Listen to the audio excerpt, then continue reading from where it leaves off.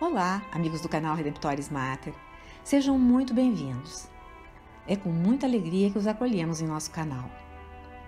Hoje, em nossa série Gotas Bíblicas, queremos olhar para as leis. Atualmente, a relação das pessoas com as leis é bastante paradoxal. Não se quer nada nem ninguém mandando na gente. Ai de quem quer nos impingir alguma coisa, nos apontar uma regra. As normas são ludibriadas frequente e reiteradamente. Basta lembrarmos das leis de trânsito, tão descumpridas e com graves consequências. Na verdade, a lei tem beleza e tem limitações. Vamos ver como a Bíblia vê a lei? No livro do Deuteronômio, capítulo 4, versículos 1 e 2, e depois 6 a 8, Moisés se dirige aos israelitas antes de morrer e de eles entrarem na terra prometida. Esse seu discurso é como que o seu testamento.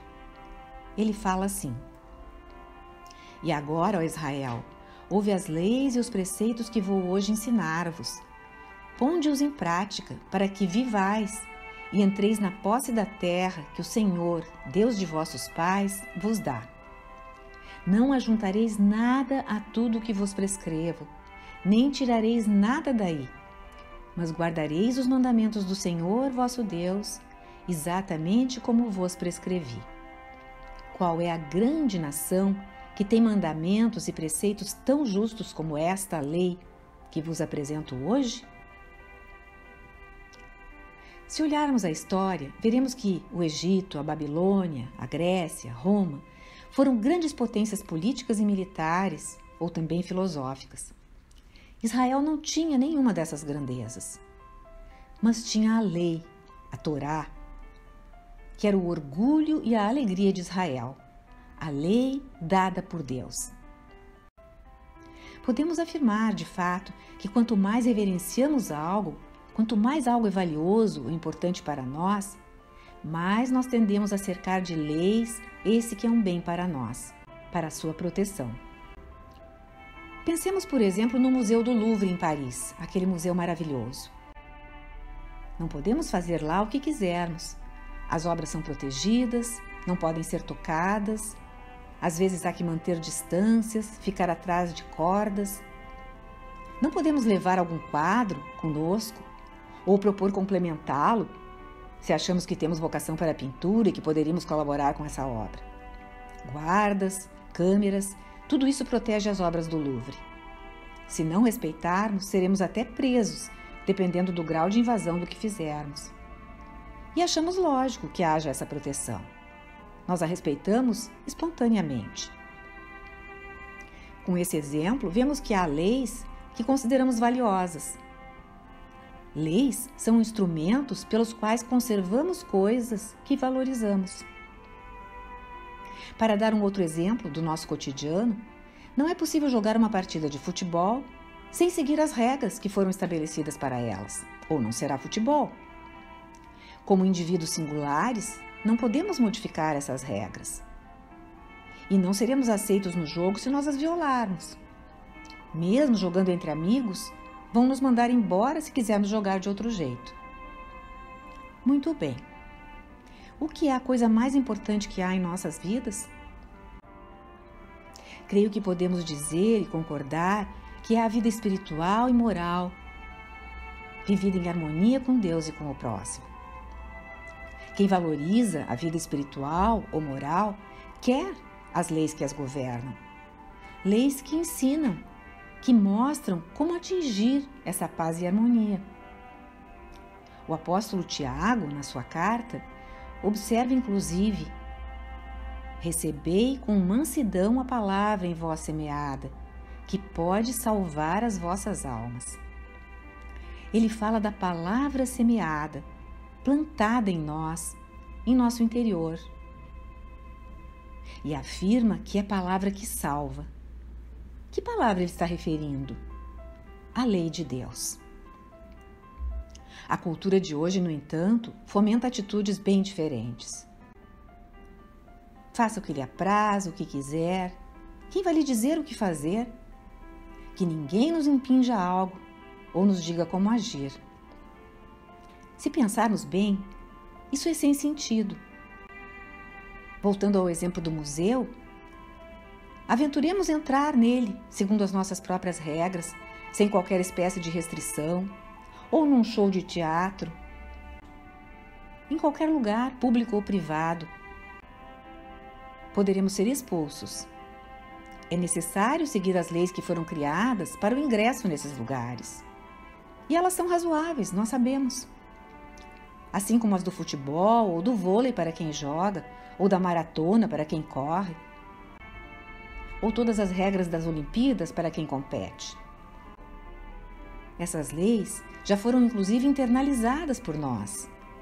E quanto melhores jogadores ou competidores nós formos, é porque mais elas fazem parte do nosso ser, como que uma segunda natureza. As leis da vida moral e espiritual também são parte de nós. Tiago diz que nós as aceitemos humildemente e não sejamos resistentes a elas, que as acolhamos com alegria. Por quê? Porque Deus sabe como é o homem que Ele criou, o que lhe faz bem ou mal, e as leis de Deus são para trazer felicidade e paz aos seres humanos. Está bem, esta é a parte bela das leis. Há, porém, um lado escuro em algumas delas, que também está diante dos nossos olhos. Podemos criar um exemplo. Pensemos num cavaleiro da Idade Média com a sua armadura, que ele vestia para se proteger nas batalhas que enfrentava. Suponhamos agora que essa armadura se tornou tão pesada que ele já não consegue lutar se a estiver vestindo. Os confeccionadores foram colocando algo aqui, algo ali, e ela acabou assim pesada. Aquilo que fora feito para protegê-lo agora o atrapalha, o torna vulnerável. Perdeu a função, o objetivo. Quando a lei se torna pesada, prejudicial, cresce demasiadamente, é legalista demais, ela já não é efetiva, já não tem poder, debilita em vez de ajudar. Jesus, no Evangelho de Marcos, capítulo 7, conversando com os fariseus, que o questionam por que seus discípulos não seguem a tradição dos antigos, como lavar as mãos ritualmente antes de comer, diz o seguinte: Isaías, com muita razão, profetizou de vós, hipócritas, quando escreveu: Esse povo honra-me com os lábios, mas o seu coração está longe de mim. Em vão, pois, me cultuam, porque ensinam doutrinas e preceitos humanos. Deixando o mandamento de Deus, vos apegais à tradição dos homens. E Jesus acrescentou: Na realidade, invalidais o mandamento de Deus para estabelecer a vossa tradição. É muito importante saber distinguir o significado das palavras de Jesus. Ele não está contra os mandamentos. Jesus é a palavra de Deus, é a Torá feita carne. É a favor dos mandamentos. Mas essas tradições humanas que se tornam obstáculos, como aquela armadura, que afastam de Deus, Ele não quer para os seus filhos amados. Um exemplo atual dessas tradições poderíamos encontrar na cadeira em que os papas eram carregados entre a multidão, chamada cadeira gestatória, ou na mitra que usavam na cabeça. Quando esse costume começou, era natural, fazia parte do cerimonial das cortes europeias. Alguns desses costumes retroagiam até os impérios romano e bizantino. Eram um sinal de reverência àquilo que aquelas pessoas representavam. No entanto, no século XX, as pessoas já não conheciam ou nem encontravam o sentido disso, e só viam aqueles objetos, e o Papa utilizando-os. Por isso, São Paulo VI excluiu a gestatória e São João Paulo II a mitra, porque àquela altura atrapalhavam as pessoas em vez de as ajudarem. Atrapalhavam a missão da Igreja de evangelizar com a palavra e a vida. O Papa acabava por ser visto como uma pessoa distante, um monarca, em vez de alguém engajado apaixonadamente na evangelização. Bem ao contrário do que conhecemos, por exemplo, da vibração e proximidade de João Paulo II e dos que o sucederam, percorrendo todos os continentes incansáveis vezes, tocando as pessoas e sendo tocados, falando nas próprias línguas delas. A mitra, a cadeira gestatória, costumes antigos eram tradições humanas. A lei de Deus, a liturgia com as suas regras e ritos que apontam e elevam para Deus, o Papa, todos são valores que Jesus aprovaria e aprova, pois foi Ele quem os quis ou instituiu. São expressões da bondade e da beleza da lei. Mas nem sempre fazemos a distinção com a clareza necessária. Basta irmos à internet e veremos quanta confusão há, com pessoas se batendo por usos e tradições como se fossem o centro da fé, e não meios, instrumentos para fazê-la conhecida.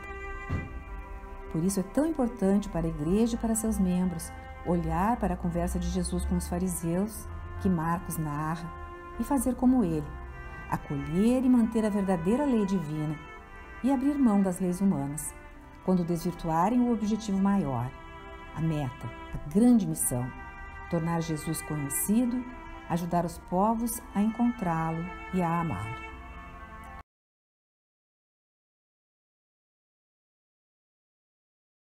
Senhor esteja convosco, Ele está no meio de nós.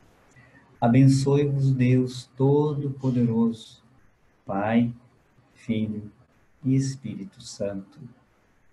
Amém. Obrigada por terem acompanhado esta postagem.